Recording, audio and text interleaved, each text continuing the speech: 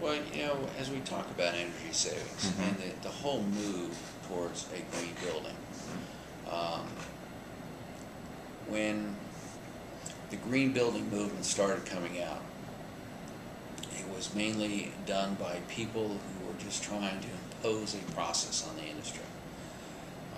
And there was a lot of resistance by owners because, in fact, they thought and they looked at only their first cost for a building, and they saw they were going to have to spend, whether it was 4%, 5%, and there were some people that claimed it would be 10% more to do a green building.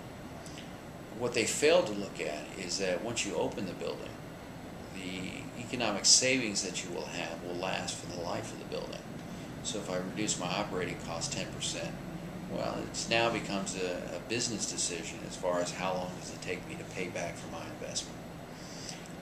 And as we've gotten better in the green building construction programs, you start seeing more industries and more companies starting to look forward and saying, being green is a good business decision, period, whether it costs me money or not. And so we need to start doing that. When Walmart started buying materials specifically from vendors that would have a green process in their manufacturing facilities, well, even though you didn't have the cheapest price, they figured they'd get the vendor down to the cheapest price, which they did. But the idea and the concept is that they started getting on board of insisting on green vendors. And then other companies started picking it up. And then all of a sudden it started making good business sense. And once the businessmen started getting involved, then the rest of the marketplace was a lot easier to sell those services.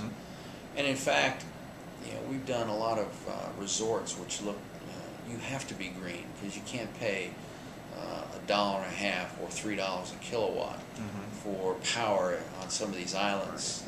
So you have to figure out different ways to produce power, different ways to produce water. You can't keep shipping in water. So you have to, how you deal with your waste with gray water and other things, and how you reuse things and minimize your trash. All those things are just good business. And that's what we're starting to see. And that will continue. I mean, it's a savings that will go for the lifetime that you own a building. Now, for your university, I did a study back in the 80s of the life, how long a university owns a building. Typical universities will own a building 75 to 100 years. Right. I mean, William and Mary still has a building that was built back in the 1600s. Wow. I mean, it's just phenomenal, some of these older universities, how long they keep around the buildings. Now, it's not used for what it was originally built for, Sure. but it's still there and it's still being used. A lot of other universities, Harvard, Yale, they all have very old buildings. They're more than 200 years old. I just recently went back to my alma mater, Virginia Tech, and the buildings I saw there had been there since a number of them since the early 1900s. And there's a couple there since the late 1800s. They're still being used. Sure. And because they're still being used, they've been upgraded. They've been fitted with air conditioning, fitted with fire protection, but they're still being used. And so we are building buildings today on our university campuses that will probably last into the 22nd century. Amazing.